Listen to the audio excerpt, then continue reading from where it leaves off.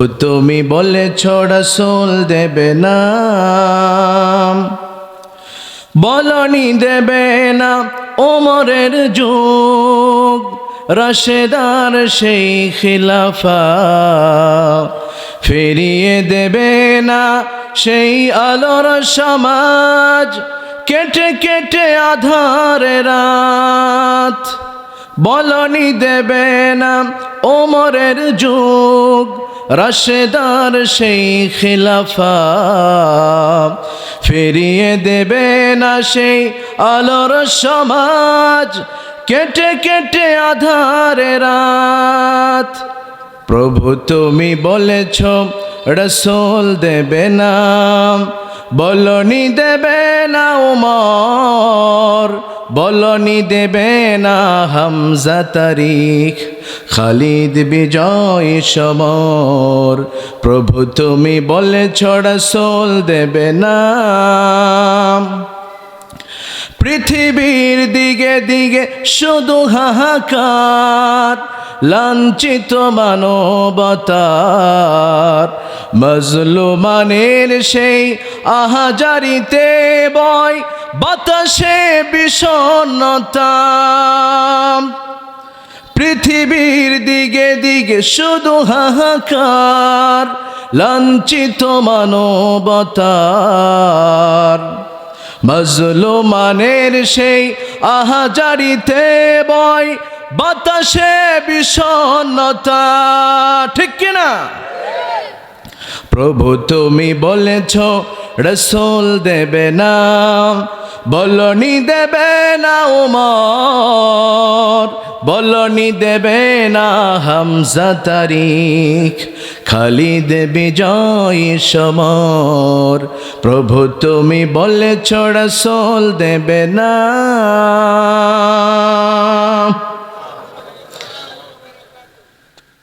ভোলাবাসী আমরা সকলেই কেমন আছি? কেমন আছি আমরা? ভালো আছি তো? আলহামদুলিল্লাহ। আমাদেরকে সুস্থ রাখেন কে? আবার মাঝে মাঝে অসুস্থতা দিয়ে আমাদেরকে পরীক্ষা করেন কে? আমাদেরকে ক্ষুধা দিয়ে পরীক্ষা করেন কে?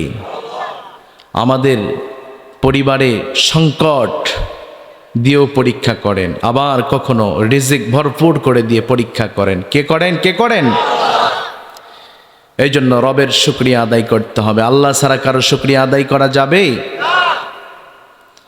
আল্লাহ ব্যতীত গায়রুল্লাহর অনুসরণ যে করে সে মুসলমান না কাফের? আমরা রবের শুকর আদায় করলাম।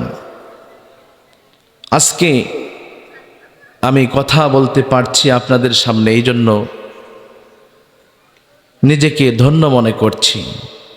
কারণ এই অঞ্চলটা, এই ভোলা জেলা, এখানে অনেক মাদ্রাসা। কথা বলেন ঠিক কিনা? অনেক মাদ্রাসা। যেখানে দ্বীনের মার্কাজ যত বেশি, সেখানে আলেম এবং উলামা বেশি। কথা বলেন ঠিক কিনা? আমার সাইটে, সামনে, পিছনে আমি দেখতে পাচ্ছি সকলেই আলেম।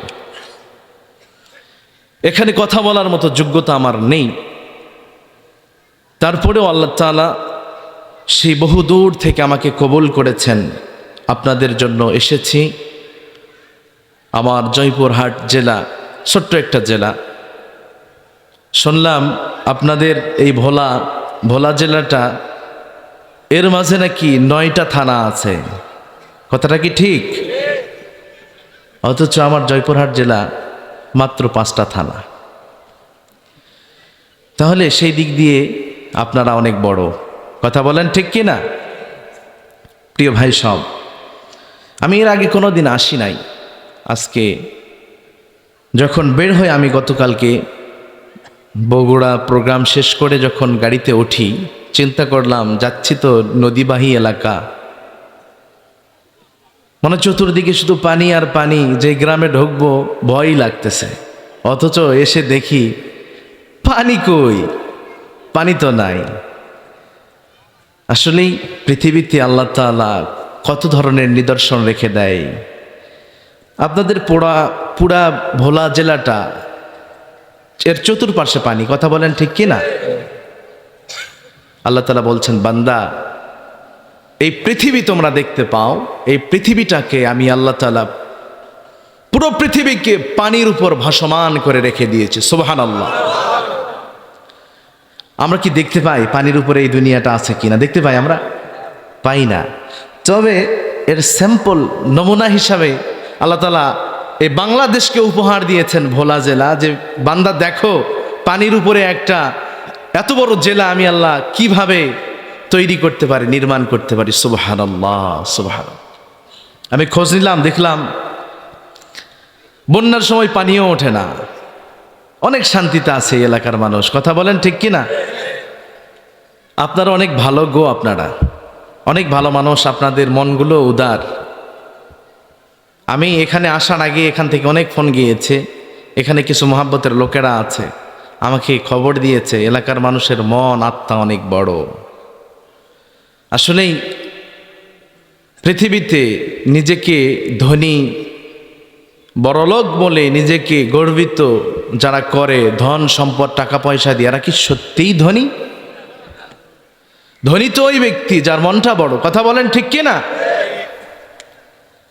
প্রিয় ভাই সব, খারাপ লাগতেছে আপনাদের? দুইটা কাজের কথা বলেছেন, যেই দুইটা কাজ করলে আল্লাহ তাআলা বান্দাকে জান্নাতের সুসংবাদ দিয়েছেন।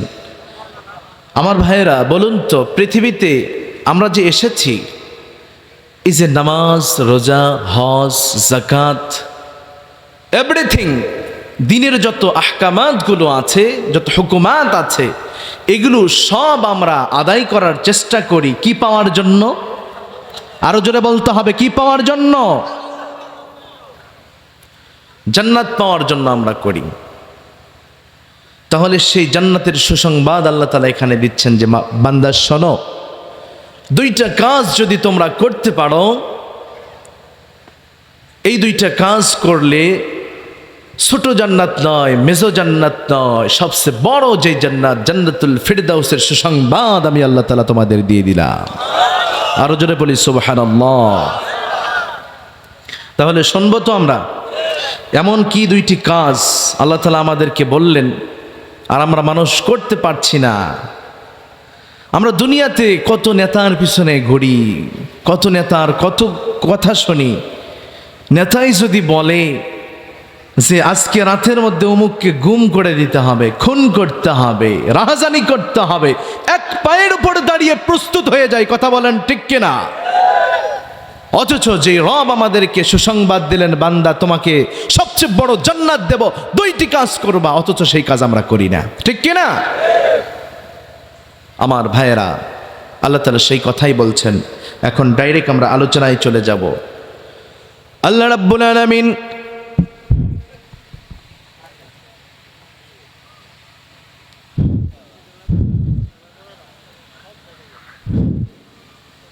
আমার ভাইয়েরা, আমার বন্ধুগণ, মনোযোগটা গভীর করে দিতে হবে।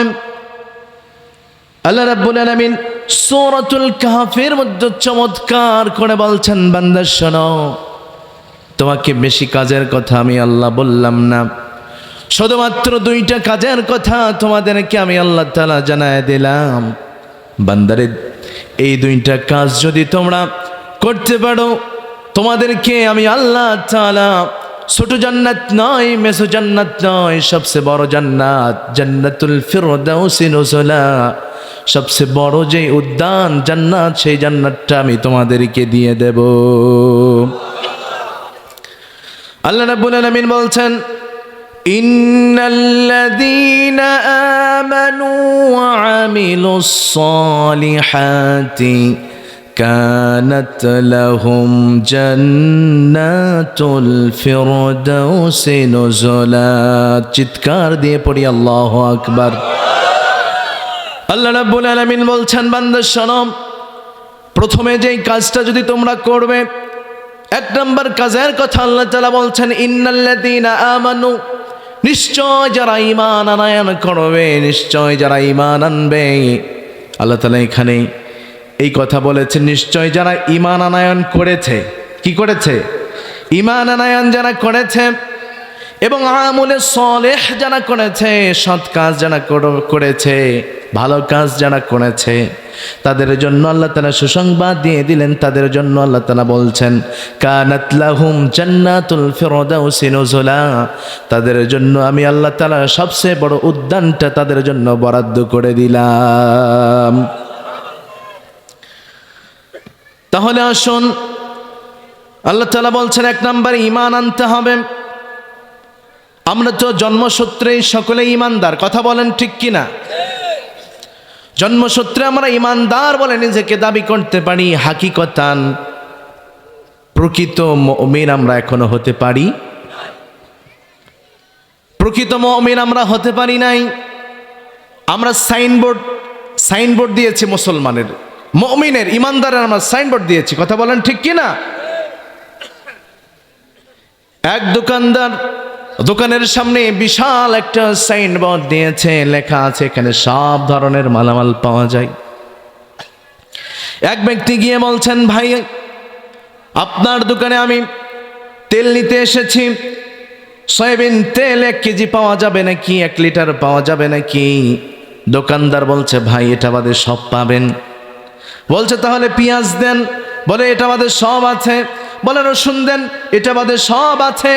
আমাদের অবস্থাটা এমন হয়েছে, নিজেকে বড় ঈমানদার বলে দাবি করি।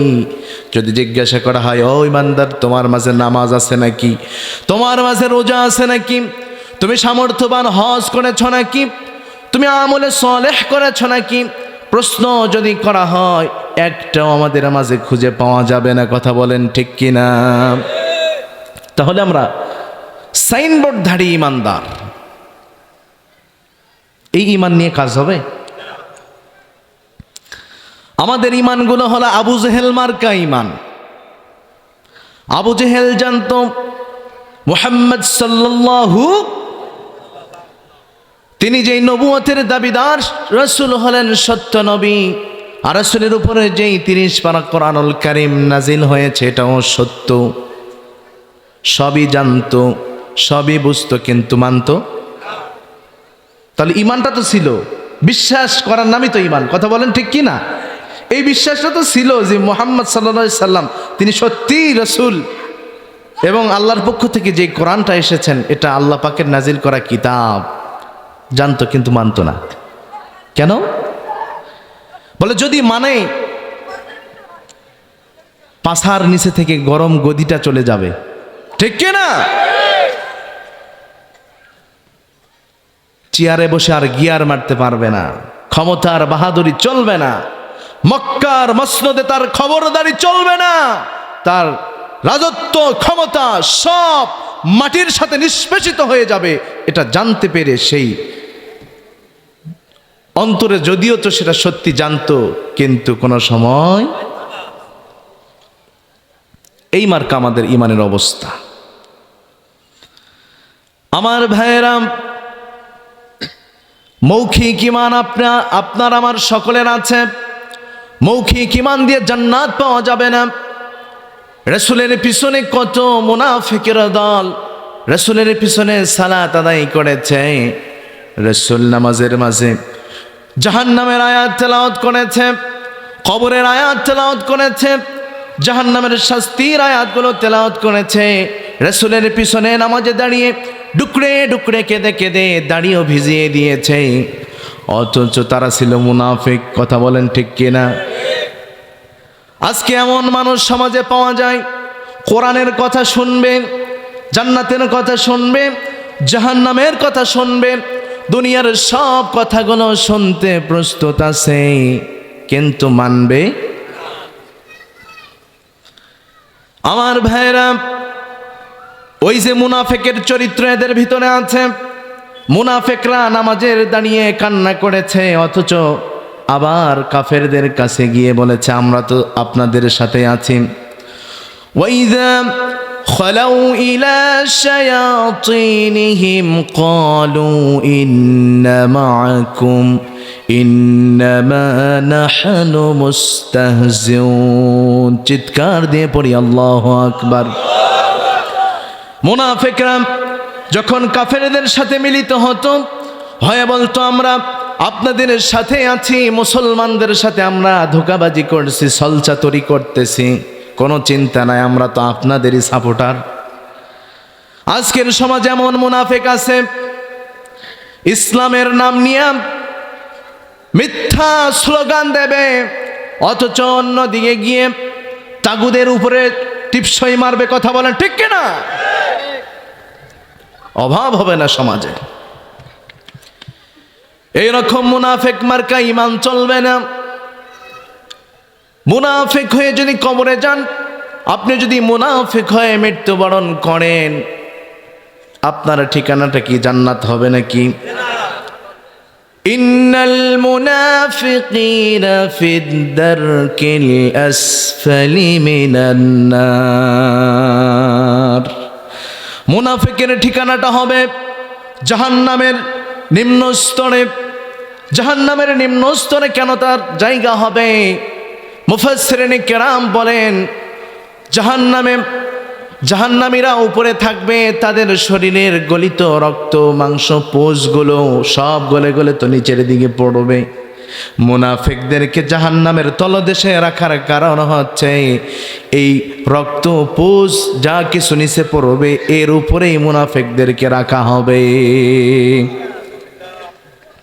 নাউজুবিল্লাহ, আরো জোরে বলেন।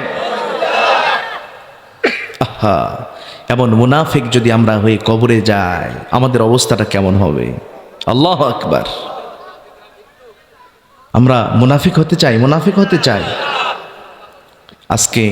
আজকে সমাজে গুনাহ কম না বেশি? কত বেশি! সীমারেখা নেই। দৈনন্দিন জিনা বেড়েই চলেছে, দৈনন্দিন অপকর্ম বেড়েই চলেছে, খুন রাহাজানি, যত অপকর্ম আমরা এই পৃথিবীতে করছি। কথা বলেন ঠিক কিনা? মানুষ কি একবারও চিন্তা করে না শেষ ঠিকানাটা 3.5 হাত কবর হবে? যেতে হবে কবরে, কেউ ছাড় পাবে না। কথা বলেন ঠিক কিনা? আমার নানা দুনিয়াতে নাই, আমার দাদা নেই, নানি নেই, দাদি নেই, তারা কোথায় কোথায় কোথায় কোথায়? কবরে। অনেকের মা নেই, অনেকের ছোট ভাই নেই। কথা বলেন ঠিক কিনা? মানুষ কবে বুঝবে, কবে বুঝবে? আমার ভাইয়েরা, মৃত্যু নিশ্চিত হবে। মৃত্যু থেকে কেউ পালাতে পারবে না। যেখানেই থাকুক না কেন, মৃত্যু তাকে হামলা করে ফেলবে। এই জন্য মৃত্যুর সাথে সাক্ষাৎ হওয়ার আগে আমাদের ঈমানটা পাকাপোক্ত করা লাগবে কি লাগবে না? আল্লাহ রাব্বুল আলামিন বলছেন, ইয়া আইয়ুহাল্লাযীনা আমানুত্তাকুল্লাহা হাক্কা তুকাতিহি ওয়া লা তামুতুন্না ইল্লা ওয়া আনতুম মুসলিমুন।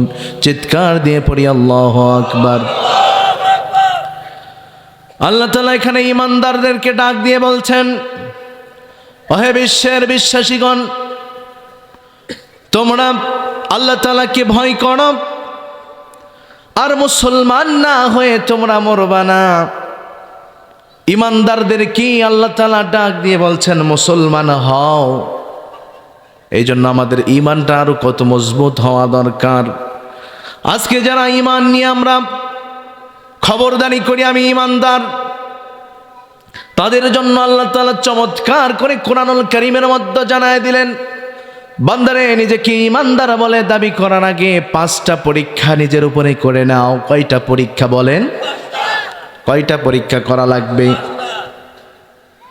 ডাক্তারের কাছে গেলে ডাক্তার ঔষধ লেখার আগে বিভিন্ন ধরনের পরীক্ষা নিরীক্ষা দিয়ে বলে, যাও ল্যাবের মধ্যে আগে এগুলো চেক আপ করে এসো। কথা বলেন ঠিক কিনা? এরপরে ডাক্তার এর উপরে নির্ণয় করে ঔষধ দেয়। আল্লাহ রাব্বুল আলামিন সেই কথাটাই চমৎকার করে বলছেন, ওহে দুনিয়ার ঈমানদারেরা, তোমরা যারা নিজেকে ঈমানদার বলে দাবি করো, তোমাদের ঈমানগুলো আগে পরিমাপ করো, তোমাদের ঈমানের ওজনটা কেমন।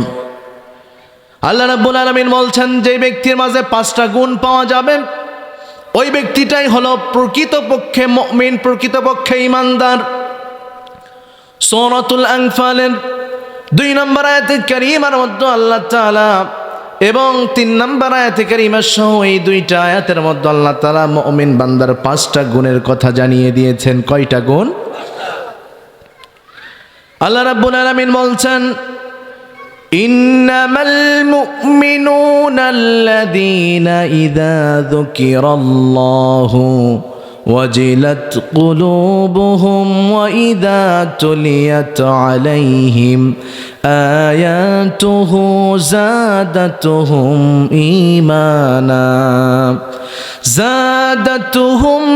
ঈমানা ওয়া আলা রাব্বিহিম ইয়াতাওয়াক্কালুন আল্লাযীনা ইউকিমুনাস সালাতা ওয়া মিম্মা রাযাকনাহুম ইউনফিকুন। চিৎকার দিয়ে পড়ি আল্লাহু আকবার। খারাপ লাগে? খারাপ লাগে? আলোচনা যেগুলো করব আমি বুঝতে হবে আগে কাজ কয়টা? কাজ কয়টা? 2টা কাজ। 1 নাম্বার ঈমান, 2 নাম্বার আমলে সালেহ। তাহলে আমরা কথা বলছি কি নিয়ে? ঈমান নিয়ে। তো ঈমান পরীক্ষা করার জন্য কয়টি গুণ আল্লাহ তাআলা নির্ণয় করার কথা বলেছেন? 5টি গুণ। একটি ব্যক্তির মাঝে যদি এই নিম্ন আয়াতের মধ্যে 5টি গুণ, এই 5টি গুণ যদি কোনো ব্যক্তির মাঝে পাওয়া যায়, আল্লাহ রাব্বুল আলামিন বলছেন এই ব্যক্তিটাই হলো সাচ্চা মুমিন। সুবহানাল্লাহ। কত বড় চিকিৎসা চিন্তা করা যায়। এখান থেকে ওঠার আগ মুহূর্ত পর্যন্ত আপনি এখান থেকে যখন উঠে যাবেন আপনি বুঝতে পারবেন যে আপনার ঈমানটা কতটুকু আছে। আল্লাহ তাআলা এইবার বান্দাকে ল্যাবের মধ্যে ঢুকে এখন বান্দার চিকিৎসা করছে, পরীক্ষা করছে। যে আল্লাহ তাআলা বলছে, বান্দা একে একে দেখো তো তোমার কোনটা তোমার ভিতরে আছে আর কোনটা নাই। আল্লাহ রাব্বুল আলামিন বলছেন, ইন্নামাল মুমিনুনা আল্লাযীনা ইযা যুকিরাল্লাহু ওয়াজিলাত কুলুবুহুম। আল্লাহ পাক বলছেন, বান্দা তোমাদের ঈমানগুলোকে যদি পরিমাপ করতে চাও, তোমরা যদি জানতে চাও তোমাদের ঈমানের অবস্থাগুলো কেমন, তাহলে এই 5টি গুণ দেখো। 1 নম্বরে ওয়াজিলাত কুলুবুহুম, তাদের অন্তরগুলো কেঁপে উঠবে, ভীতু সন্ত্রস্ত হবে। কখন? যখন আল্লাহ পাকের নাম তাদের সামনে উচ্চারণ করা হবে, আল্লাহর কথা বলা হবে। আল্লাহর কথা শোনার সাথে সাথে বান্দা যদি গুনার মধ্যে থাকে, গুনাহ থেকে বান্দা ফিরে আসবে। আল্লাহ রাব্বুল আলামিন বলছেন, বান্দা 1 নম্বরে তোমরা যদি বুঝতে পারো আমি রব তোমাদেরকে কোনো ঘোষণা দিলাম জিনা করা যাবে না, তুমি জিনার মধ্যে চলে গেছো। যখন আমি রবের কথা তোমার সামনে চলে আসছে, যখন কোরআনের আয়াত তোমার চোখের সামনে ভেসে উঠেছে, তুমি কোরআন বুঝতে পেরেছ, ওয়াজ্জানিয়াতু ওয়াজ্জানি ফাজলিদু কুল্লা ওয়াহিদিম মিনহুম মিআতা জালদা। যদি কোনো অবিবাহিত নারী পুরুষ যদি জেনায় লিপ্ত হয়ে যায়, তার জন্য আল্লাহ তাআলা 100 বেতেরাঘাত নির্ধারণ করে দিয়েছেন। এই বিষয়টা যখন তোমার সামনে চলে আসলো, তোমার অন্তর যদি এটা জানার পরে ভয় পায়, ভয়ে কেঁপে ওঠে, তাহলে তুমি মনে করবে তোমার অন্তরের মধ্যে ঈমান আছে। কি আছে? আজকে তো আমরা গুনাহ করছি। আজকের সমাজে সবচেয়ে বেশি সুদের লেনদেন। কথা বলেন ঠিক কিনা? আমরা সুদ খাই। বাংলাদেশে বড় বড় যারা ব্যবসায়িক সুদের লেনদেন, হারাম খায়। সুদ খাওয়া জায়েজ না না জায়েজ? দেওয়া? যে সুদ খাবে, যে দেবে, যে সাক্ষী থাকবে, যে লিখবে, এই 4 জন ব্যক্তি একই গুনাহে গুনাহগার। যে ব্যক্তি সুদ খায় এ ব্যক্তি নিজের ধাত্রী মার সাথে জেনা করে, নাউজুবিল্লাহ বলেন। সমাজে যদি কোনো ব্যক্তি, আমরা দেখি সমাজে কোনো একটা মেয়ে মানুষ সে পতিতা হয়ে গেছে, সমাজ থেকে তাকে বের করে দেওয়া হয়, কথা বলেন ঠিক কিনা? কিন্তু আপনার আমার চোখের সামনে আজকে সুদের লেনদেন চলতেছে। এ তো অন্য মেয়ের সাথে জেনা করে নাই, আল্লাহ তাআলা এমন গুনার কথা বলে দিলেন, নিজের মার সাথে সে জেনা করে। যে ব্যক্তি লক্ষ লক্ষ কোটি কোটি টাকা সুদ খায়, এ কত জেনা করছে, ঠিক কিনা? এমন ব্যক্তিকে সমাজ থেকে আগে তাড়িয়ে দেওয়ার দরকার, এদেরকে আগে বয়কট করা দরকার। যারা সমাজে ঘুষ খায়, যারা সমাজে সুদের লেনদেন করে, এদেরকে আগে ছাঁটাই করতে হবে, কথা বলেন ঠিক কিনা? এদেশে আমরা বহু স্লোগান দিয়েছি, মাদক মুক্ত দেশ আমরা গড়ব। স্লোগান শুনি নাই আমরা শুনেছি। কতজনের কত স্লোগান শুনলাম। কেউ ক্ষমতায় এসে বলেছে আমরা ক্ষমতায় যদি আসতে পারি, মদিনার সনদে এই দেশকে আমরা পরিচালনা করব। এই কথা শুনি নাই আমরা? হয়েছে এদেশে মদিনার সনদ দিয়ে আমরা চলতে দেখি নাই, মোদির সনদ দিয়ে দেখেছি, কথা বলুন ঠিক কিনা? মোদির সনদ দিয়ে এই দেশ আমরা চলতে দেখেছি, মদিনার সনদ দিয়ে দেখা হয় নাই। এদেশে কতজনার ক্ষমতা আমরা দেখলাম, যারাই ক্ষমতায় আসে তারাই দুই নম্বরই করে। আপনারা কি রাগ হচ্ছেন? আল হাক্কু মুররুন, সত্য কথাগুলো তিক্তই লাগবে, কথা বলেন ঠিক কিনা? সবার আমরা ক্ষমতা দেখলাম, বাপের ক্ষমতা দেখেছি, বেটির ক্ষমতা দেখেছি, এরশাদ চাচারও দেখেছি, স্বামীরও দেখা হয়েছে, কথা বলেন ঠিক কিনা? আগামীর বাংলাদেশ আমরা কোরআনের বাংলাদেশ কারা কারা দেখতে চাই? দুই হাত তুলে আল্লাহ দেখায় দেয়। আল্লাহ তাআলা এই দেশকে তুমি কোরআনের জন্য কবুল করে নাও। খুবই জরুরি কোরআন দিয়ে এই দেশ পরিচালনা হওয়া। যখন কোরআন দিয়ে এই দেশ পরিচালনা হবে, সংসদে যখন কোরআনটা চলে যাবে, এ দেশে সুদের লেনদেন বন্ধ হয়ে যাবে, কথা বলেন ঠিক কিনা? এদেশে ঘুষ বন্ধ হয়ে যাবে। আমরা কত দেখেছি নিজের জন্ম সনদের ভুল পরিবর্তন করার জন্য, সংশোধন করার জন্য, এনআইডি কার্ড নাম ভুল হয়েছে চেঞ্জ করার জন্য, সংশোধন করার জন্য ইউনিয়ন পরিষদে ঘুরতে ঘুরতে জুতাগুলো ক্ষয়ে গিয়েছে, কথা বলুন ঠিক কিনা? আরে ভুল হয় কেমনে? কোন দিকে মনোযোগ দিয়ে তোমরা কাজ করো? টাকা তো ঠিকই না, কথা বলেন ঠিক কিনা?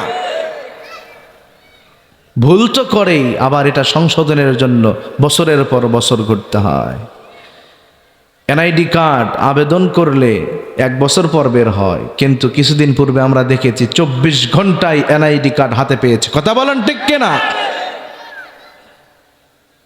তাহলে বোঝা যায় তোমরা কাজ করতে পারো কিন্তু করো না, ঠিক কিনা? এদেরকে আগে সাইজ করা লাগবে। যারা ক্ষমতার চেয়ারে বসে ক্ষমতার অপব্যবহার করে, এদেশের মানুষের রক্ত ঘামানো টাকা নিয়ে যারা ছলচাতুরি করে, 2 নম্বরই করে, এদেরকে ধরে ধরে ছাঁটাই করা লাগবে। মুসলমান, কথা বলেন ঠিক কিনা? এদেশ মামা খালুর দেশ মনে করে নিজের মতো করে চলাতে চাইলে চলতে দেওয়া হবে না। এদেশ চলবে কোরআনের আইন দিয়ে, কথা বলেন ঠিক কিনা? 99% মুসলমানের দেশ। স্লোগান মিয়া প্রত্যেক দিন দাও। মুসলমানের কোরআন থেকে কয়টা আইন সংসদে বাস্তবায়ন আছে দেখাও। আজকে চোর চুরি করলে কোরআনের বিধান হচ্ছে হাত কেটে দেওয়া, কথা বলেন ঠিক কিনা? ওয়াসারিকু ফাকতাউ আইদিয়াহুমা, যখন চোর চুরি করবে, ওয়াসারিকু ওয়াসারিকাতু ফাকতাউ আইদিয়াহুমা, তাদের উভয়ের হাত যেন কেটে দেওয়া হয়। আজকে চোর চুরি করে টেবিলের তল দিয়ে টাকা দিয়ে বেরিয়ে যায়, কথা বলেন ঠিক কিনা? এই দেশে 95% মুসলমানের দেশে 99% দুর্নীতি হয়। কথা মনে হয় বোঝেন নাই আপনারা? এদেশে দুর্নীতি আর হওয়া যাবে? আমরা এদেশে বেশি কিছু চাই না, আমরা শুধু চাই এই কোরআনটা, এই কিতাবটা পার্লামেন্টে চলে যাক। চান না? চান না? আপনারা চান না? পৃথিবীতে কেউ যদি কোরআনের আইন বাস্তবায়ন হোক এটা না চাই, তাহলে আবু জেহেল ছাড়া আর কিছু হতে পারে? আল্লাহর দিন আল্লাহর জমিনে কায়েম করার জন্য প্রচেষ্টা করা লাগবে, চেষ্টা করা লাগবে আমাদের। যুগে যুগে আমরা ইতিহাস দেখেছি, ইতিহাস থেকে আমরা শুনেছি মুসার জামানায় ফেরাউনের কত ক্ষমতার বাহাদুরি, আল্লাহর জমিনে আল্লাহর দিন কায়েম করতে দেবে। ইব্রাহিম আলাইহিস সালামের সাথে নমরুদের লড়াই, এই জমিনে ইব্রাহিমকে বাঁচতেই দেবে না, অগ্নিকুণ্ডের মধ্যে ফেলায় দেয়া হলো। বলুন তো অগ্নিকুণ্ডের মালিক কে? আল্লাহ তাআলা বললেন, খবরদার আগুন আমার ইব্রাহিমের যেন শরীরের একটা লোম পর্যন্ত না পড়ে, সাবধান করে দিলেন। আল্লাহ তাআলা ইব্রাহিম আলাইহিস সালামকে সেখানেও সুরক্ষা দিয়েছেন। কথা বলেন ঠিক কিনা? কোরআনের পক্ষে লড়তে গেলে, দিনের পক্ষে লড়তে গেলে বাধা আসবে, জুলুমের শিকার হওয়া লাগবে। সাহাবায়ে কেরামের মতো নিজের জীবনটা অকাতরে বিলীন করে দেওয়া লাগবে। বাংলার জমিনে ইতিহাস সাক্ষী হয়ে থাকবে, শহীদ ওসমান হাদি ভাই নিজের রক্ত খানি দিয়ে প্রমাণ করে দিলেন, বাংলাদেশের মানুষ শোনো, আল্লাহর জমিনে আল্লাহর দিন যদি তোমরা কায়েম করতে চাও, আমার মতো গুলিবিদ্ধ হয়ে রক্ত দিয়ে জীবন দেওয়া লাগবে। ঠিক কিনা? আফসোস, এটা নাকি 95% মুসলমানের দেশ। এই দেশে আল্লাহর জমিনে আল্লাহর দিন কায়েমের জন্য যে স্লোগান তোলে, তাকে প্রকাশ্য দিবালোকে গুলি করে এদেশ থেকে পালায়া যায়। কেমনে এটা সম্ভব? কথা বলেন ঠিক কিনা? অথচ যেই দালাল মিডিয়াগুলো সাফাই গাইল, এই বাতিলের পক্ষে যারা কথা বলল, এদের অফিসগুলো যারা ভাঙচুর করলো, এদেরকে বের করে আনা হলো যেখানেই ঢুকে আছে সেখান থেকে। অথচ প্রকাশ্য দেবালকে হত্যা করে বাংলা থেকে পালায়া গেল, এর কোনো খবর নাই। কথা বলেন ঠিক কিনা? কিও ভাই উঠতেছেন কেন? খারাপ লাগে? খারাপ লাগে? সুদূর থেকে এসেছি, মেহমানের সম্মানার্থে যতক্ষণ কথা বলি বসে থাকবেন ইনশাআল্লাহ। কোরআনের কথা যেখানে হবে, এখান থেকে পালিয়ে যাওয়া যাবে? বরঞ্চ সেখানে চুপ করে বসে শুনতে হবে। ওয়া আনসিতু লাআল্লাকুম তুরহামুন। যদি তোমরা চুপ করে বসে শুনতে পারো, আশা করা যায় তোমরা রহমত প্রাপ্ত হবে। সুবহানাল্লাহ।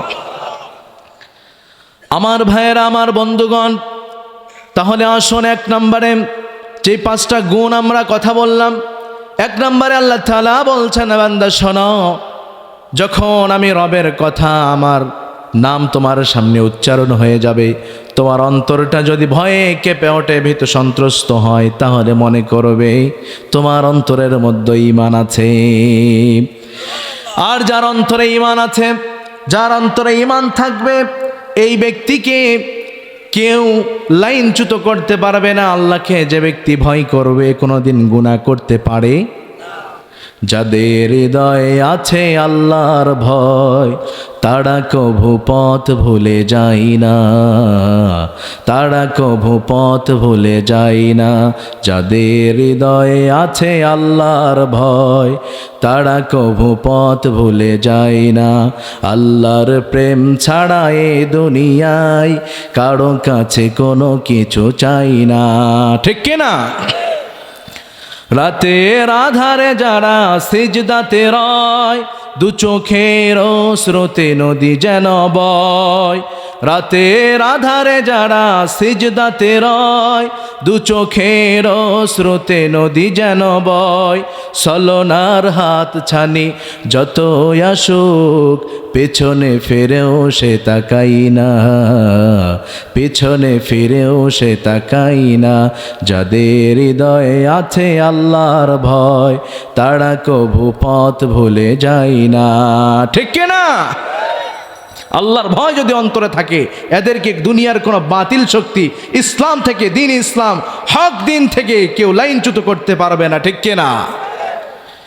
এই জন্য আসুন, এক নম্বরে চিকিৎসা আল্লাহ তাআলা করলেন। আল্লাহ তাআলা বলছেন, যদি আমার নাম শুনলে তোমার অন্তরটা ভয়ে কেঁপে ওঠে, তাহলে তুমি মনে করবে 1% ঈমান তোমার ভিতরে আছে। দুই নম্বরে আল্লাহ তাআলা বলছেন, ওয়াইদা তুলিয়াত আলাইহিম আয়াতুহু যাদাতুহুম ঈমানা। দুই নম্বরে আল্লাহ রাব্বুল আলামিন চমৎকার করে বলছেন, বান্দানে আমি তোমাদেরকে যেই কোরআনুল কারীম তোমাদেরকে উপহার দিয়েছি, হাদিয়া দিয়েছি তোমাদেরকে, তোমাদের পথ দেখানোর জন্য। বলুন তো, আল্লাহ তাআলা আমাদেরকে পথ দেখানোর জন্য, সহজ সোজা সঠিক পথ দেখানোর জন্য যেই কিতাব দিয়েছেন তার নাম কি? আল্লাহ রাব্বুল আলামিন বলছেন, বান্দা এমন একটা কিতাব তোমাদেরকে দিলাম, যেই কিতাবের ব্যাপারে আমি আল্লাহ তাআলা চ্যালেঞ্জ করে দিয়েছি তাম দুনিয়ার মানুষের কাছে। পৃথিবীতে তোমরা যখন একটা বই লেখো, লেখার পরে বইয়ের শেষ পৃষ্ঠার মধ্যে তোমাদেরকে লিখতে বাধ্য হওয়া লাগে কিনা, এটা অন্তর দ্বারা চিন্তা করবে, এটাও সম্ভব। এমন একটা স্বচ্ছ কিতাব আমরা পেয়েছি, আলহামদুলিল্লাহ পড়েন। এটা কত দামি কিতাব!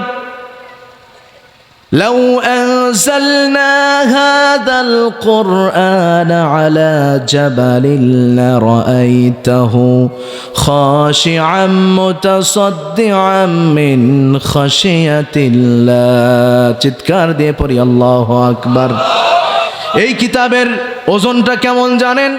এই কিতাবের পাওয়ার কেমন আপনি কি জানেন? আল্লাহ রাব্বুল আলামিন বলছেন, এই কিতাবটাকে যদি আমি পাহাড়ের উপরে দিয়ে দিতাম, পাহাড় ভয়ে চিরে ফেটে চৌচির হয়ে যেত। সুবহানাল্লাহ। এমন একটা কিতাব আল্লাহ তাআলা মানুষকে দিয়েছেন, যালিকাল কিতাব লা রাইবা ফি। এই কিতাবের মধ্যে কোনো সন্দেহ নাই, সন্দেহের কোনো অবকাশ নাই। আল্লাহ রাব্বুল আলামিন বলছেন, এই কিতাবটা তোমাদেরকে পথ দেখাবে, রাস্তা দেখাবে। হুদাল্লিল মুত্তাকিন, কাদেরকে রাস্তা দেখাবে? মুত্তাকিদের জন্য। মুত্তাকি কারা? যারা নিজের জীবনটাকে গুনাহ থেকে বাঁচিয়ে রাখবে, গুনাহ ছেড়ে দেবে, গুনাহগুলোকে কেটে কেটে নিজের থেকে পৃথক করে দিবে, তারাই হলো মুত্তাকি। আল্লাহ রাব্বুল আলামিন বলছেন, বান্দা এই যে কিতাব, মুত্তাকিদের পথ প্রদর্শক হিসাবে যেই কিতাব আমি তোমাদেরকে পাঠায় দিলাম, এই কিতাব যখন কোন কারিয়ে কোরআন তোমাদের সামনে তেলাওয়াত করবে, আর এই কোরআনের তেলাওয়াত শুনে বান্দা তোমার অন্তরে যদি ঈমান বেড়ে যায়, আমি রবের কথা মনে পড়ে, তাহলে নিঃসন্দেহে মনে করে দেবে বান্দা তোমার অন্তরের মধ্যে 2% ঈমান আছে। কয় পার্সেন্ট? আজকে এই যে আপনাদের পার্শ্ববর্তী মাদ্রাসা, ছোট ছোট ছাত্ররা কোরআন হেফজ করে নিয়েছে, তারা আমার সাথে দেখা করার জন্য এসেছিল। ছোট ছোট বাচ্চারা কোরআনুল কারীম মুখস্থ করে ফেলেছে। এমন একটা কিতাব, যেই কিতাব নির্ভুলভাবে মুখস্থ করা যায়। সুবহানাল্লাহ পড়েন। পৃথিবীতে যত কিতাব আছে, যত বই রচনা করা হয়েছে, এই বইগুলো কেউ শুরু থেকে শেষ পর্যন্ত নির্ভুলভাবে শোনাতে পারবে, কিন্তু শুধুমাত্র একটাই কিতাব, আল কোরআন। এই কোরআনটাই বান্দা যদি চায়, আলিফ লাম মিম শুধু নয়, আলহামদুলিল্লাহি রাব্বিল আলামিন থেকে নিয়ে মিনাল জিন্নাতি ওয়ান নাস এই পর্যন্ত পৃথিবীর জমিনে ইতিহাস আছে এমন হাফেজে কোরআন নির্ভুলভাবে শোনায়া দিয়েছে। আশ্চর্য ব্যাপার, চিন্তা করা যায়। আল্লাহ পাক এই কোরআনটা কত দামি! একটা ছোট্ট বাচ্চা, তার অন্তরে 30 পারা কোরআন। আপনি যদি একটা আয়াত বলেন, বারুদের মতো শুরু হয়ে যাবে। ঠিক কিনা? আমার ভাইরা, অথচ এই কোরআন শুনলে কিছু মানুষের গাও জ্বালা পোড়া করে, কথা বলেন ঠিক কিনা? যাদের শরীরে চুলকানি শুরু হয়ে যায়, এই যে কোরআনের কথাগুলো বলা হচ্ছে, হক কথা, কিছু কথা কারো গায়ের মধ্যে ফুরে যাবে, কাটার মতো আঘাত করবে, সুসের মতো ঢুকে যাবে। ঢুকলে আমাদের করার কিছু, কারণ কথাটা আমার নিজের মুখ দিয়ে নয়, নিজের অন্তর থেকে আমি কোনো কথা বলছি না, স্বয়ং আল্লাহ পাকের কিতাব থেকে কথাগুলো আমি বলছি। আল্লাহ পাকের কথাই হলো সত্য কথা, ঠিক কি না? আর আল্লাহর কোরআন থেকে আল্লাহর কথা যে বলবে সেই হলো সত্য কথা বলে। যে ব্যক্তি মানুষদেরকে কোরআনের দিকে ডাকে, হকের দিকে ডাকে, সত্যের দিকে ডাকে, সেই সত্য পথের উপরে আছে, ঠিক কি না? আজকে কোরআন শুনলে আমাদের গা জ্বালা পোড়া করে, অথচ আল্লাহ রাব্বুল আলামিন বলছেন, বান্দা কোরআন শুনলে ঈমান যদি বৃদ্ধি পায় তাহলে মনে করে নেবে 3% ঈমান তোমার অন্তরের মধ্যে আছে। ওয়াইযা তুলিয়াত আলাইহিম আয়াতুহু যাদাতুহুম ঈমানা। আল্লাহর কোরআন কত সুন্দর, কত কারি তেলাওয়াত করে, এই কোরআনের শ্রুতি মধুর সুরগুলো আমাদের অন্তরে আঘাত করে চোখ বেয়ে বেয়ে কান্না চলে আসে, কথা বলেন ঠিক কিনা? পৃথিবীতে কোনো বই যে কোনো ধর্মের বলেন না কেন, পড়লে পাঠ করলে চোখ দিয়ে কান্না আসে না, অথচ আল্লাহ পাকের এই কিতাব তেলাওয়াত করলে আমাদের বাঙালি মানুষ কোরআন বুঝুক আর না বুঝুক চোখ দিয়ে পানি চলে আসে। এটাই হলো কোরআনের মুআজিজা, এটাই হলো কোরআনের পাওয়ার। আমার ভাইরা, আমার বন্ধুগণ, তাহলে 3 নম্বরে যেই কথা বললাম, আল্লাহ পাকের কোরআন শুনলে যদি যাদাতুহুম ঈমান, আপনার অন্তরে যদি জোশ পয়দা হয়ে যায়, নামাজের জন্য আগ্রহ বেড়ে যায়, দিনের কথাগুলো আপনার ভালো লাগে, তাহলে মনে করবেন ঈমান আছে। আজকে এখান থেকে একটা মেসেজ আপনাদেরকে দিতে চাই, এই কোরআন তো তেলাওয়াত আপনি আমি শুনবো, বেশি বেশি শুনবো তো। আজকে কোরআন তেলাওয়াত আমরা শোনা বন্ধ করে দিয়েছি, সমাজ থেকে কোরআনের তেলাওয়াত বন্ধই হয়ে যাচ্ছে। আমরা আজ থেকে 20 বছর 30 বছর আগে যদি ফিরে যাই, ফজরের সালাত আদায়ের পরে ঘর থেকে যখন মসজিদ থেকে আমরা যখন বের হতাম, কারো জানালার পার্শ্ব দিয়ে যখন আমরা অতিক্রম করতাম, ঘরের ভিতর থেকে দাদি নানিগুলোর কণ্ঠে গুনগুন করে কোরআনের শ্রুতিমধুর আওয়াজ শুনতে পেতাম। আজকে আমরা সেই দুনিয়াতে আছি, সময় সেই তালেই চলতেছে, শুধুমাত্র প্রযুক্তির উন্নতি হয়েছে, প্রযুক্তি বেড়ে গেছে, আমাদের বিলাসিতা বেড়ে গেছে।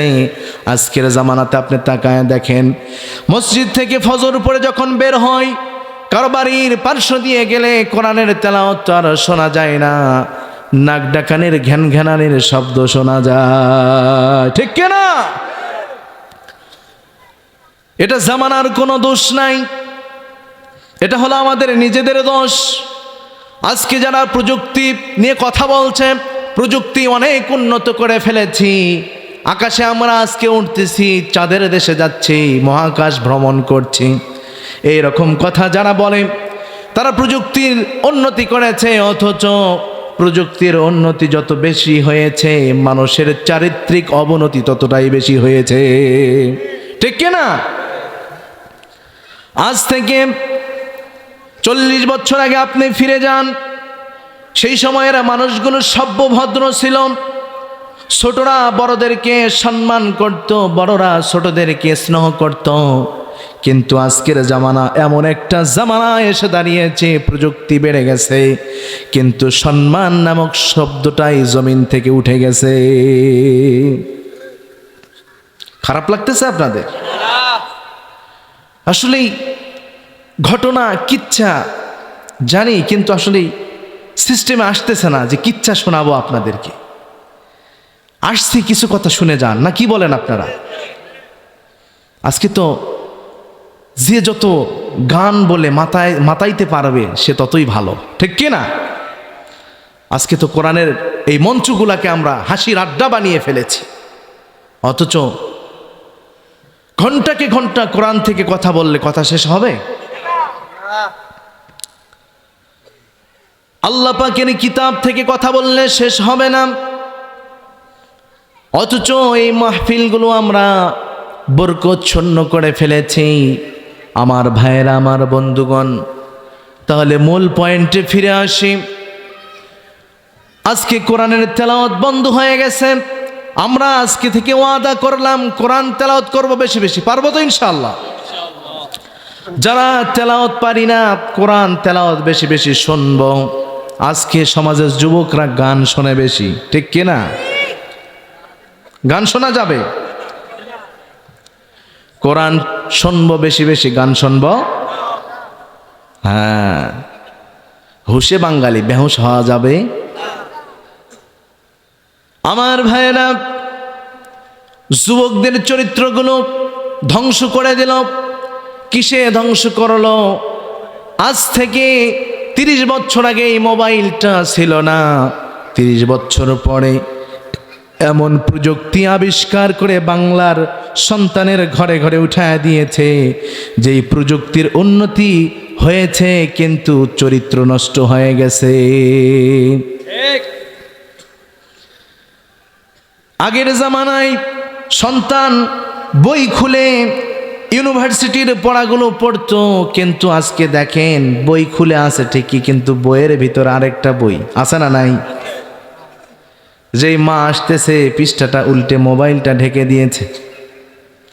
যুবক, নিজের জীবনটা ধ্বংস করে দিচ্ছ।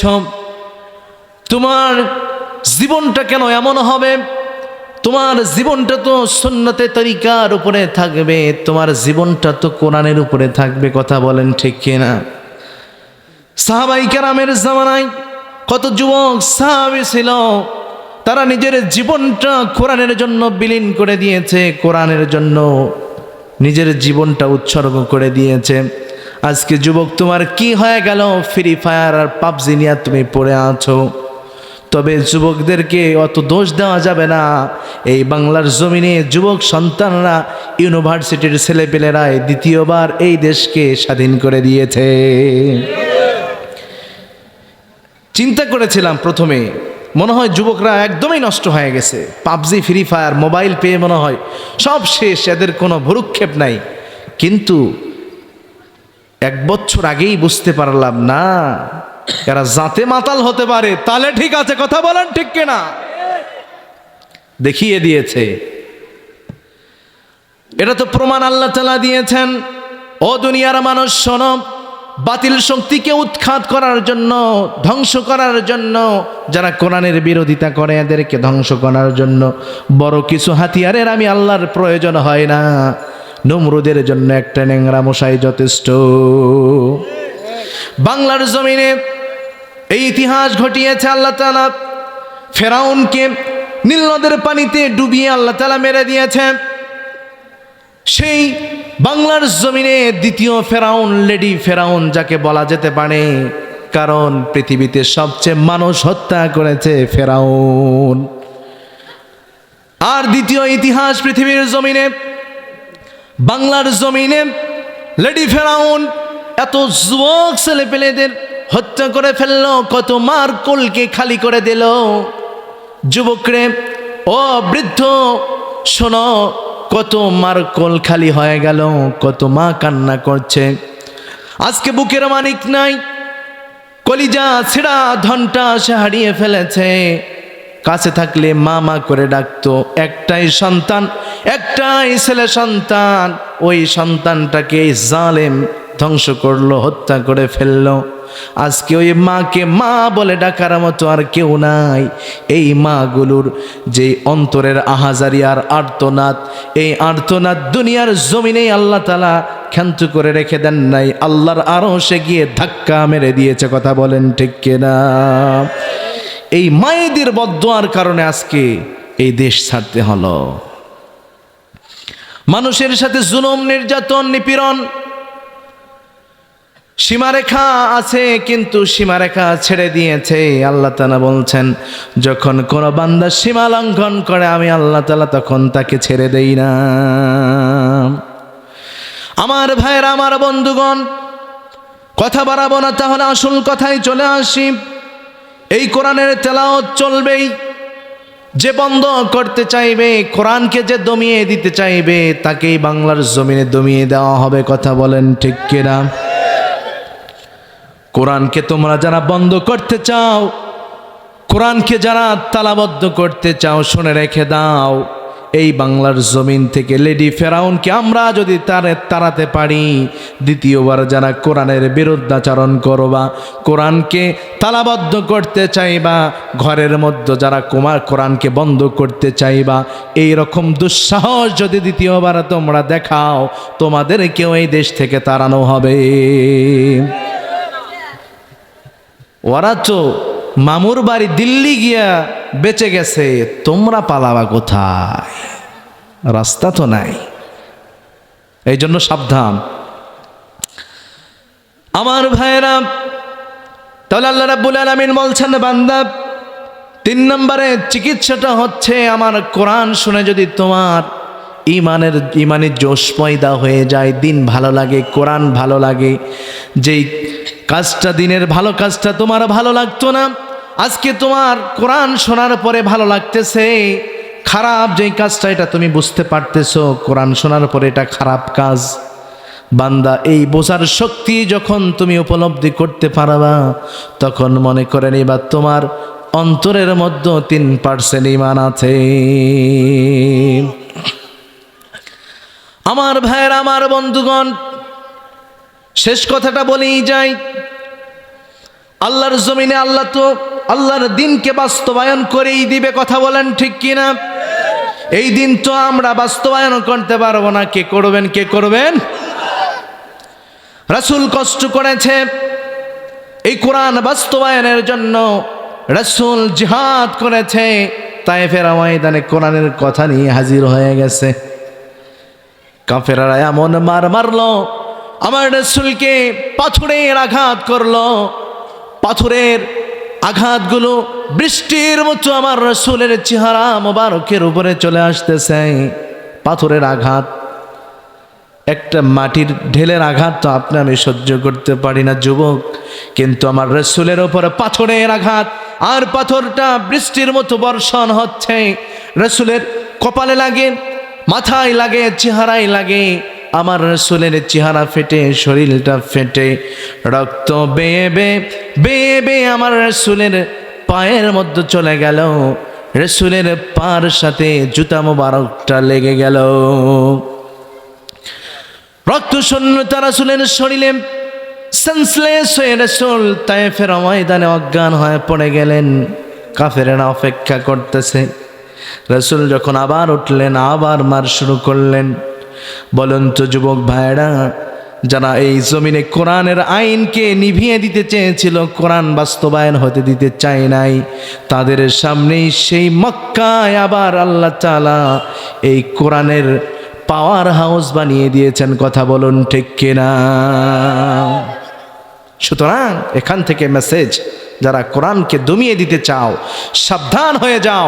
যারাই কোরআনকে দমিয়ে দিতে চেয়েছে তারাই দমন হয়ে গেছে মুসলমান। কথা কোন ঠিক কিনা? আসুন এখন 4 নম্বরে আল্লাহ তাআলা চমৎকার করে বলছেন, বান্দা তোমার ঈমানটা পরীক্ষা করে নাও।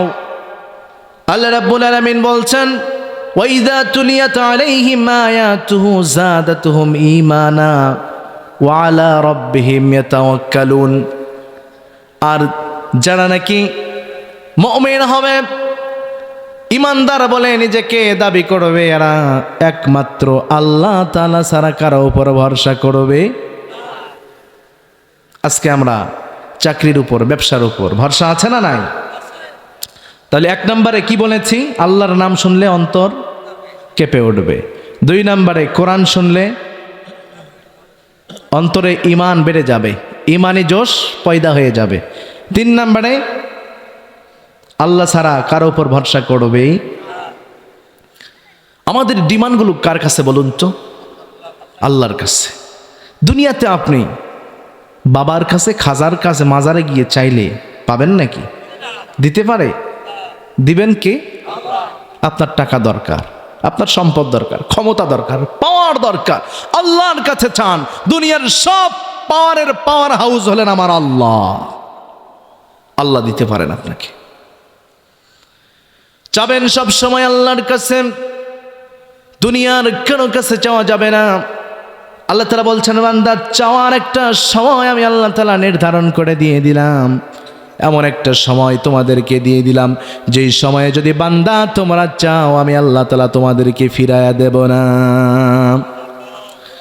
রাত্রিটা যখন গভীর হয়ে যাবে, দুনিয়ার সব মানুষগুলো ঘুমে যাবে, কেউ জাগ্রত নাই, কীট পতঙ্গগুলো সবাই ঘুমে গেছে। এমন সময়ে বান্দা নিজের স্ত্রীও জানবে না, আলতো করে বিছানা থেকে তুমি উঠে পড়বা। ওঠার পরে অজু বানায়া ঠান্ডার সময় ঠান্ডা পানি দ্বারা অজু বানাবে। অজু বানানোর পরে যখন বান্দা নামাজের মুসল্লায় দাঁড়িয়ে 2 রাকাত তাহাজ্জুদের সালাত আদায় করে আমি রবের কাছে চাইবে, আমি আল্লাহর কাছে চাইতে দেরি হবে, আমি আল্লাহ তোমার সব ডিমান্ডগুলো পূরণ করে দেব। বান্দা তোমার কি দরকার সব চাও আল্লাহর কাছে, আল্লাহ তাআলা সব দিয়ে দিবেন। পাওয়ার দরকার, ক্ষমতা দরকার, সব আল্লাহর কাছে চাও। কারণ আল্লাহ তাআলা আমার রাসূলকে নিজেই শিক্ষা দিয়েছেন, ও রাসূল আপনি আমার কাছে চাইবেন কি চাইবেন? রাসূল যখন নিজের জন্মভূমি মক্কা ছেড়ে মদিনায় হিজরত করে চলে যাবেন, তখন আল্লাহ তাআলা শিক্ষা দিয়ে দিলেন, ওকুর রব্বি আদখিলনি মুদখালা সিদকিন ওয়া আখরিজনি মুখরাজা সিদকিন ওয়াজআলনি মিন লাদুনকা সুলতানান নাসীরা। চিৎকার দিয়ে পড়ি আল্লাহু আকবার। আল্লাহ রাব্বুল আলামিন বলছেন, বান্দা এখানে কত বড় শিক্ষা আমি দিয়ে দিলাম, রাসূলকে দোয়া শিক্ষা দিলাম। রাসূলকে আল্লাহ তাআলা বলছেন, ওগো রাসূল আপনি আমার কাছে এইভাবেই চাবেন। রাসূল মক্কা থেকে বের হচ্ছেন, নিজের সততা এবং নিরাপত্তার জন্য আল্লাহর কাছে দোয়া করলেন, এবং যেখানে যাবেন সেখানকার জন্য দোয়া করলেন আল্লাহর কাছে। এরপরে সর্বশেষে আল্লাহর কাছে চাইলেন, আয় আল্লাহ তাআলা ওয়াজআলনি মিন লাদুনকা সুলতানান নাসীরা, আমাকে সুলতানাত দিন, বাদশাহী দিন, ক্ষমতা দান করে দিন। আল্লাহ রাব্বুল আলামিনের কাছে চাওয়ার কারণে আল্লাহ তাআলা রাসূলের ডিমান্ডটা পূরণ করে দিলেন। রাসূল মক্কা এসে আল্লাহ পাকের ঘর বাইতুল্লাহ ঢুকবেন, ঘরের চাবিটা চাইলেন, কিন্তু কাফেরেরা আমার রাসূলকে সেই চাবিটা দিল না। কিন্তু 1 বছর পরেই যখন মক্কা বিজয় হয়ে গেল, আমার রাসূল মক্কার সামনে বুক ফুলিয়ে সাহস করে দাঁড়িয়ে গেলেন। চাবিটা রাসূলের হাতে এখন চলে আসছে। রাসূল বললেন, দুনিয়াতে ক্ষমতা দেওয়ার মালিক আল্লাহ, ওয়া তুইজ্জু মা তাশা ওয়া তুযিল্লু মা তাশা বিয়াদিকাল খায়র। যে আল্লাহ তাআলা দুনিয়াতে বান্দাকে ক্ষমতা দিতে পারেন, ওই আল্লাহ তাআলা আবার ক্ষমতা থেকে লাথি মেরে লাঞ্ছিত করে জমিনে শুয়ে দিতে পারেন। কথাটা কি ভুল বললাম? আমার ভাইরা, কেমন ক্ষমতা! সব ক্ষমতার উপরে আল্লাহ পাকের ক্ষমতা। আল্লাহ তাআলা বললেন, ওগো রাসূল আপনাকে ক্ষমতা দিয়ে দিলাম, পাওয়ার দিয়ে দিলাম, দুনিয়ার বাতিল শক্তি আজ থেকে আপনার কাছে সব সোজা হয়ে যাবে। দিনের পথে যদি, হকের পথে যদি থাকতে পারি মুসলমান, দুনিয়ার বাতিল শক্তি আমাদের পায়ের কাছে মাথা নইয়ে দেবে।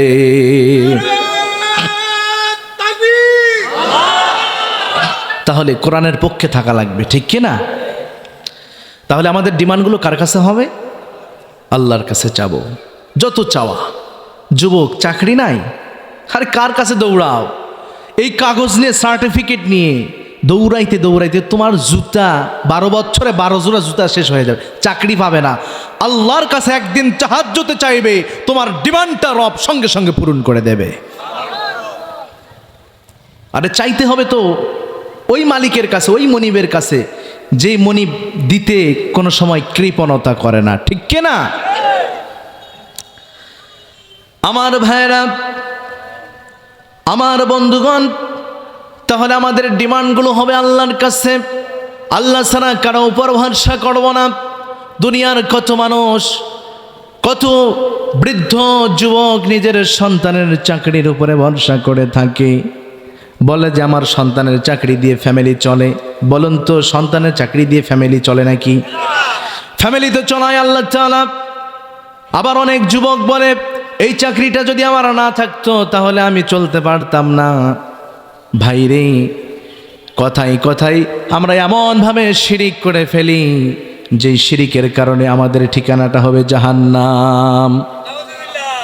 আল্লাহ তাআলা সব মাফ করে দেবেন, কিন্তু শিরিকের গুনাহ মাফ করবেন? ইন্নাল্লাহা লা ইয়াগফিরু আন ইউশরাকা বিহি, আল্লাহ তাআলা শিরিকের গুনাহ মাফ করবে না। এই জন্য শিরিক করবেন না, এগুলোই হলো শিরিক। ছোট্ট ছোট্ট কথাগুলো আমাদের জবান দিয়ে বের হয়ে যায়, কিন্তু এগুলোই হলো শিরক। শিরক করা যাবে না। এই জন্য আমাদের ডিমান্ডগুলো কার কাছে হবে? আল্লাহর কাছে হবে। আল্লাহর কাছে চাইবেন। আল্লাহর রাসূল সব সময় আল্লাহর কাছে চাইতেন। জিহাদের ময়দানে যাবে আল্লাহর কাছে চাইতেন। জিহাদের ময়দানের সৈন্যগুলো কম হয়ে গেলে আল্লাহর কাছে চাইতেন, দুনিয়ার কারো কাছে নয়। যখন আমার রাসূল জিহাদের ঘোষণা দিয়ে দিলেন, সাহাবায়ে কেরাম জিহাদের ময়দানে যেতে হবে, সব সাহাবীরা রেডি হয়ে গেল। সৈন্য সংখ্যা কম হয়ে গেল। আমার রাসূল আসমানের দিকে মাথাটা উঁচু করে দিয়া আল্লাহর দরবারে নিজেই বলতে লাগলেন। সঙ্গে সঙ্গে দুইটা বাচ্চা আল্লাহর রাসূলের সামনে হাজির হয়ে গেল। দুইটা বাচ্চা আমার রাসূলের দুই পাশে দাঁড়িয়ে বলছেন, ইয়া রাসূলুল্লাহ, সুদূর আফ্রা থেকে আমরা শুনতে পেরেছি জিহাদের ময়দানের সৈন্য নাকি কম হয়ে গেছে। ইয়া রাসূলুল্লাহ, আমরা দুই ভাই জিহাদের ময়দানে যেতে চাই, আমাদেরকে আপনি পারমিশন দিয়া দিন।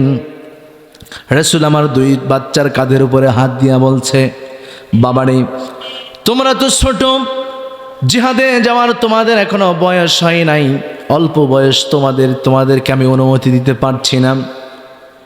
কিন্তু দুই ভাই চুক্তি করে এসেছে জিহাদের ময়দানে যেতেই হবে, আমাদেরকে যাওয়াই লাগবে জিহাদের ময়দানে। দুই ভাই আল্লাহর রাসূলকে বলছেন, ইয়া রাসূলুল্লাহি, আমরা জিহাদের ময়দানে যাবই।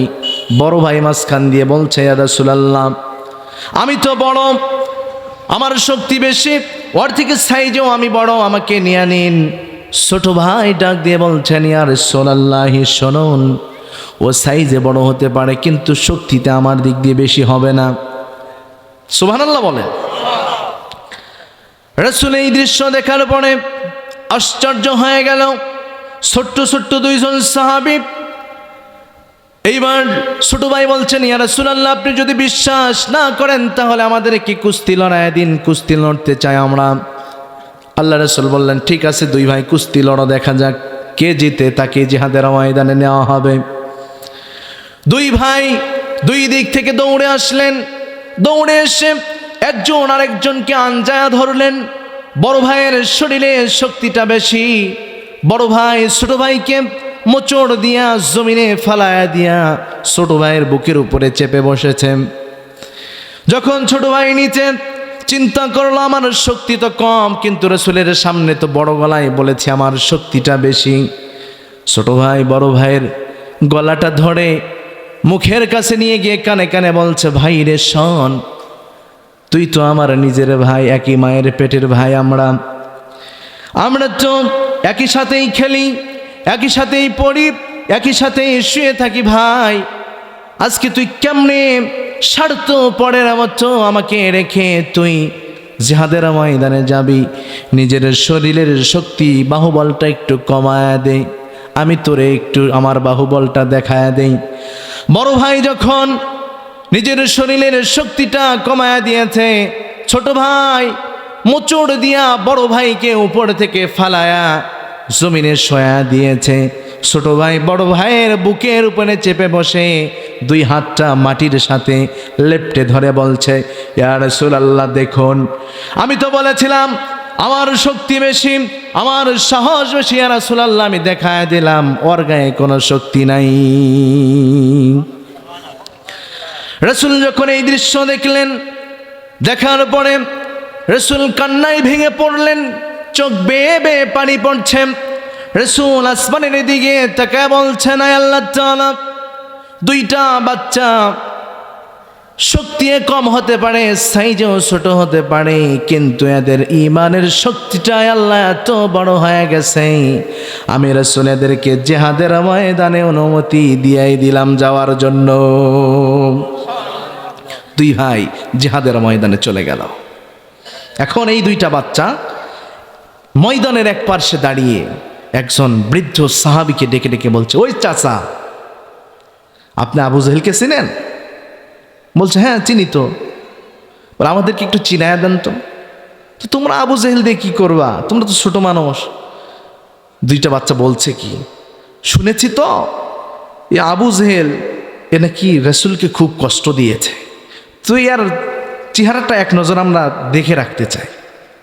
সাহাবী বলছেন, ওই যে দূরে দেখো, সৈন্যরা ঘিরাও করে নিয়ে বসে আছে, আর একজন বড় একটা ঘোড়ার পিঠের উপরে মিস্টার শয়তান বসে আছে, দেখো ওটাই হচ্ছে আবু জেহেল। দুই ভাই, এদের এখন শুরু হয়ে গেল লড়াই।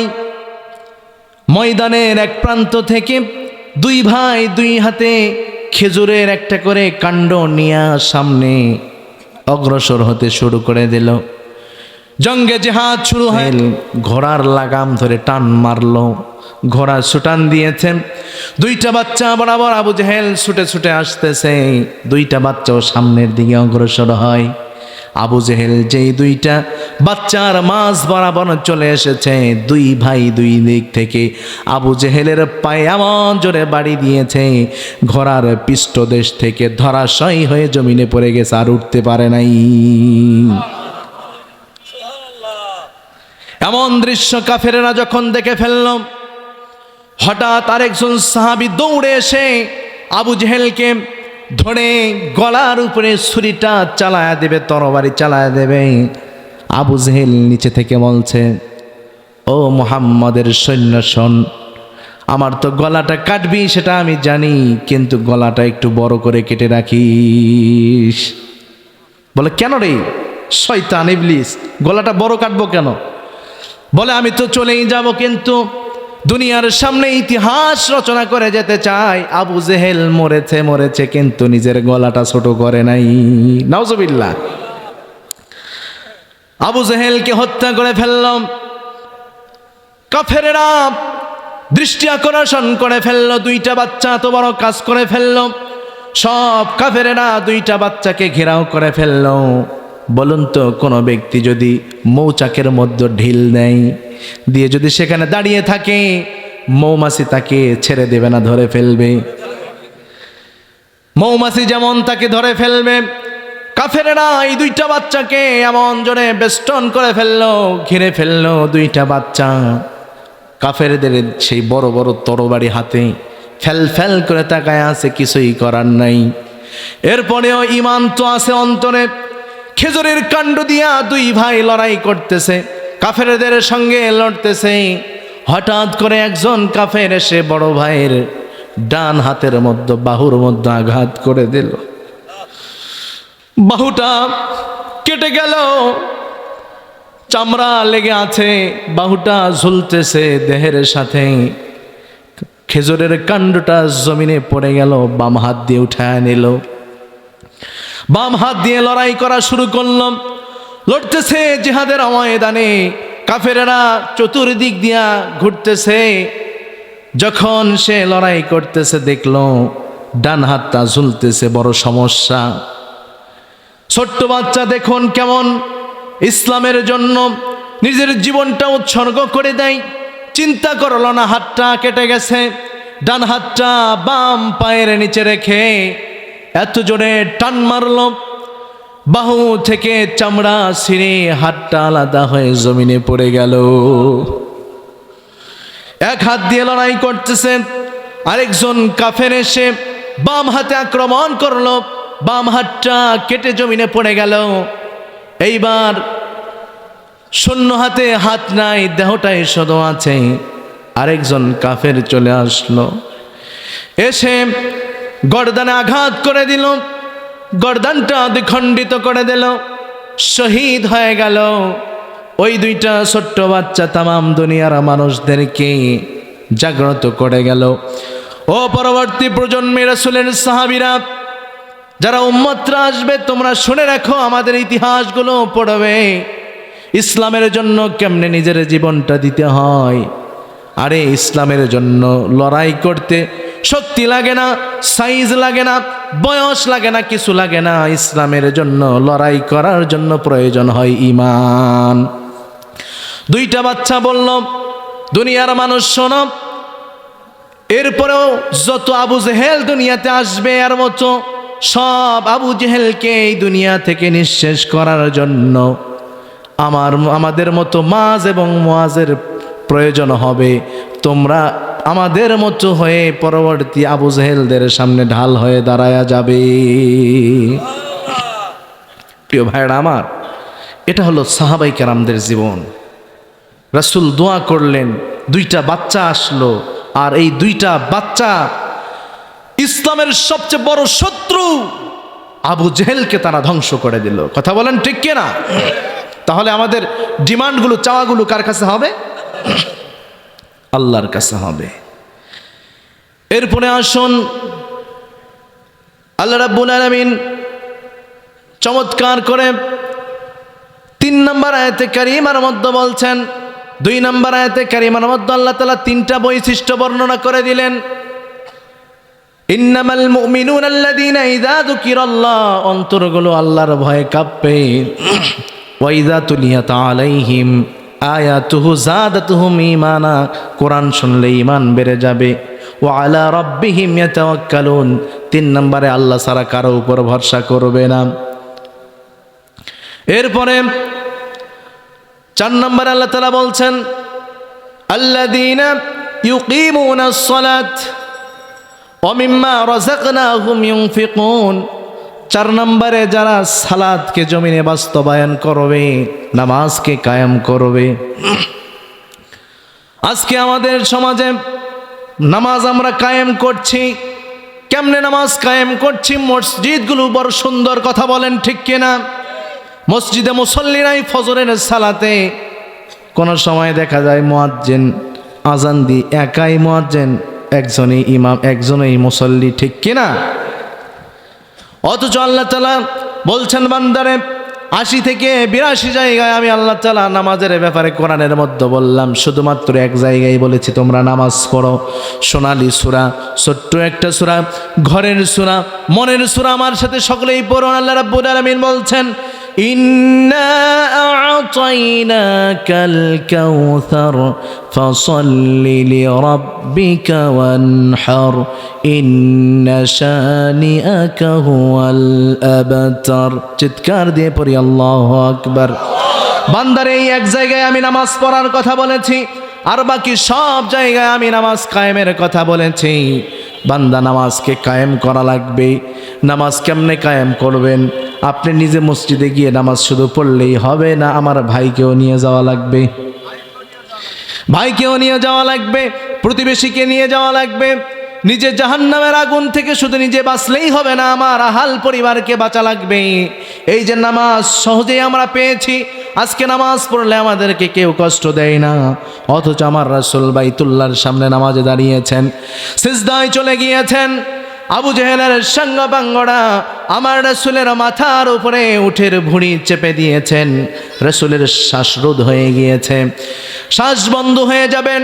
হঠাৎ রাসূলের মেয়েদের নজরে পড়ে গেল, আমার রাসূলকে এসে ভুঁড়িটা সরায়া রাসূলকে উঠায়া ফেললেন, রাসূলকে বাঁচায়া দিলেন। এমন নির্যাতন হয়েছে। যখন ইসলামের প্রাথমিক পর্যায়ে আল্লাহ রাসূল সাল্লাল্লাহু আলাইহি সাল্লাম আবু বকরকে বললেন, আবু বকর, প্রকাশ্যে ইসলামের দাওয়াত দেওয়া যাবে না, নামাজও পড়া যাবে না, সাবধান। ঈমান তো অন্তরে। আবু বকর কথা মানলেন না, বাইতুল্লাহর সামনে গিয়ে নামাজে দাঁড়ায় গেলেন। কাফেরেরা চতুর্দিক দিয়ে ঘিরায় ফেলল। কাফেরেরা যখন আবু বকরকে ঘিরায় ফেলল, নামাজ অবস্থায় আবু বকরকে উঠান কাফেররা তার চেহারার উপরে আঘাত করা শুরু করে দিল। কাফেররা এত জোরে আঘাত করেছেন, আবু বকরের চেহারা ফেটে গেল, শরীর রক্তাক্ত হয়ে গেল। শরীরগুলো, পুরা শরীর তারা মারতে মারতে রক্তাক্ত করে দিয়েছেন, শরীর থেকে রক্ত বেয়ে বেয়ে পড়ে যাচ্ছে। কোন রকম নিজের জীবনটা বাঁচিয়ে আল্লাহ রাসূলের দরবারে চলে গেলেন। রাসূল দেখি কান্নায় ভেঙে পড়ে ডেকে ডেকে বললেন, আবু বকর রে, আমি তো তোমাকে বলেছিলাম প্রকাশ্যে নামাজ পড়তে যেও না, মক্কার পরিস্থিতি ভালো না। আবু বকর বলেন, ইয়া রাসূলুল্লাহ, মন তো সাই দেয় না। যে অন্তরে ঈমান আছে ওই অন্তর কোনোদিন চুপি চুপি করে রবের নাম জপতে পারে? যারা আল্লাহর জমিন আল্লাহর দিন কায়েম করতে চায় এরা গোপনে কাজ করবে না, প্রকাশ্য দেবালোকে কোরআন হাতে নিয়ে জীবন বাজি রেখে কাজ করবে। কথা বলেন ঠিক কিনা? তবে এমন অবস্থায় আবু বকর ডেকে ডেকে বলছেন, ইয়া রাসূলুল্লাহ, মক্কার পরিস্থিতি বড় খারাপ। ওগো রাসূল, তাহলে মক্কা থেকে দূর কোনো একটা অঞ্চলে গিয়ে আপাতত আমরা ঘাপটি মেরে থাকি, পরিস্থিতিটা একটু স্থিতিশীল হয়ে যাক। রাসূল আবু বকরকে নিয়ে কোনো রকম পথ চলতেছেন। হঠাৎ করে রাস্তা পথে গিয়ে রাসূল বলছেন, আবু বকর রে, তোমার শরীর থেকে এত রক্ত প্রবাহিত হচ্ছে আবু বকর, এরকম ভাবে রক্ত যদি প্রবাহিত হয়ে যায় রক্ত শূন্যতার কারণে তুমি মারাও যেতে পারো। সুবহানাল্লাহ, কেমন ত্যাগ! ইসলামের জন্য আবু বকর কত ত্যাগ করেছেন। রাসূলকে এত ভালোবাসতেন আবু বকর। আবু বকর আমার রাসূলকে নিজের রক্ত বিন্দু দিয়েও ইসলাম কায়েমের জন্য, রাসূলের নবুয়াত কায়েমের জন্য কাজ করে গেছেন। কেমন ভালোবাসতেন আমার রাসূলকে। হিজরতের সময় আমার রাসূল ঘর থেকে বেরিয়ে আবু বকরের দরজার মধ্যে গিয়ে একটা ঠোকা দেওয়ার সাথে সাথে আবু বকর দরজা খুলে দিয়েছে। আমার রাসূল ডেকে ডেকে বলেন, আবু বকর রে, তুমি কি ঘুমাও না নাকি? ঠোকা দেওয়ার সাথে সাথে দরজাটা কেমনে খুলে দিলা? আবু বকর ডাক দিয়ে বলে, ইয়া রাসূলুল্লাহ, আজ থেকে কয় মাস আগে আপনি আমাকে সতর্ক করে দিয়েছিলেন ওগো রাসূল, আমি নাকি হিজরতের সঙ্গী হব আপনার। ইয়া রাসূলুল্লাহ, যেদিন আপনি এই কথা আমাকে বলেছেন আমি আবু বকর সেই দিন থেকে বিছানায় কোনোদিন মাথাটা লাগাই নাই গো রাসূল। আমি দরজার পাশে হেলান দিয়া দিয়া রাসূল আসার অপেক্ষা করে গেছি। সুবহানাল্লাহ, আরো জোরে পড়ি সুবহানাল্লাহ। কেমন ত্যাগ!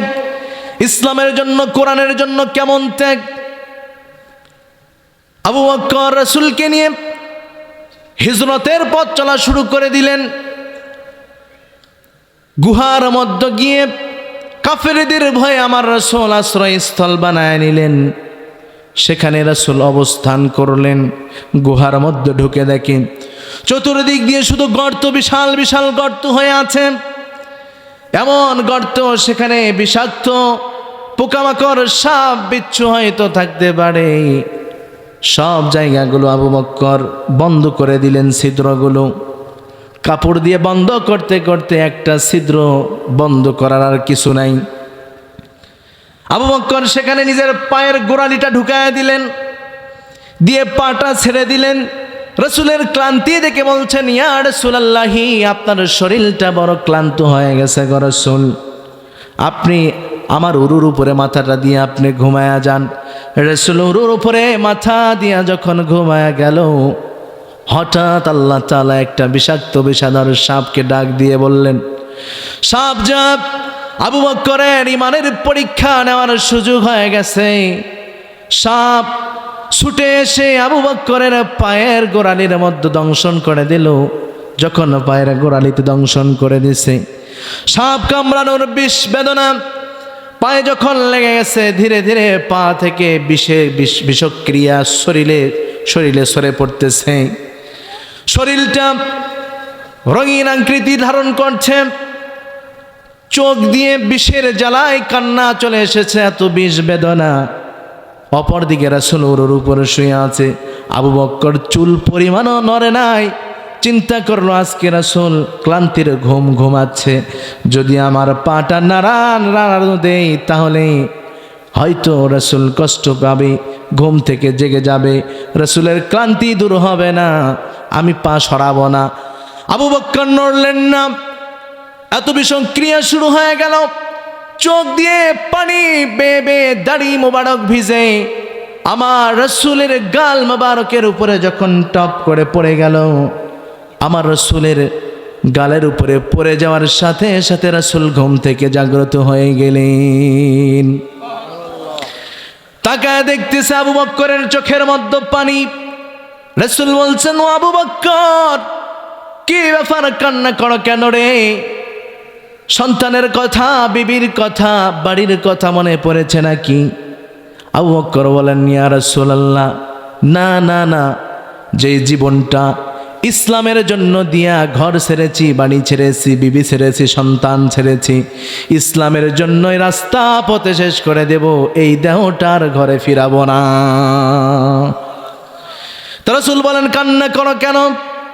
বলি, ইয়া রাসূলুল্লাহ, গর্তের মধ্যে পা দিয়েছি, মনে হচ্ছে গর্তের মধ্যে বিষাক্ত সাপ আমাকে দংশন করে দিচ্ছে। রাসূল ডাক দিয়ে বলছেন, আবু বক্কর রে, সাপ তোমাকে কামড় দিয়েছে আর আমাকে তুমি শুইয়ে নিয়ে আছো, কেন আমাকে জাগালে না? আবু বক্কর ডাক দিয়ে বলছেন, ইয়া রাসূলুল্লাহ, আপনার এই কাঁচা ঘুমটা যদি আমি ভেঙে দেই আর আপনি যদি কষ্ট পান, কাল কিয়ামতের ময়দানে আল্লাহ যদি আমি আবু বক্করকে কাঠ ঘরায় দাঁড় করায়া বলে, রে আবু বক্কর, আমার রসুল তোর উরুর উপরে শুইয়েছিল, আমার রসুলের কাঁচা ঘুমটা তুই ভেঙে দিয়ে রসুলকে কষ্ট দিয়েছিস কেন? ইয়া রাসূলুল্লাহ, কাল কিয়ামতের ময়দানে আমি এই জবাব দিয়ে তার ভয় করেছি, ইয়া রাসূল, এই জন্য আমি আপনাকে আর ডাকি নাই। রসুল এই ত্যাগ দেখে কান্না করে দিলেন। রসুল উঠলেন, থুতু মোবারক, লালা মোবারক জিহ্বা থেকে নিয়ে আবু বক্করের সেই দংশনকৃত জায়গার মধ্যে লাগায় দিলেন, বিষক্রিয়া আল্লাহ তাআলা ভালো করে দিলেন। সুবহানাল্লাহ। এমন ত্যাগ কি আমরা ইসলামের জন্য করেছি? কেউ করি নাই, কেউ করি নাই। রসুল দান দান শহীদ করে দিলেন এই নামাজ কায়েমের জন্য। রসুল উহুদে গিয়েছেন, বদরে গিয়েছেন, নিজে খন্দক খনন করেছেন এই শুধুমাত্র নামাজকে প্রতিষ্ঠা করার জন্য। আজকে সেই নামাজ প্রতিষ্ঠা থেকে আমরা দূরে সরে গেছি।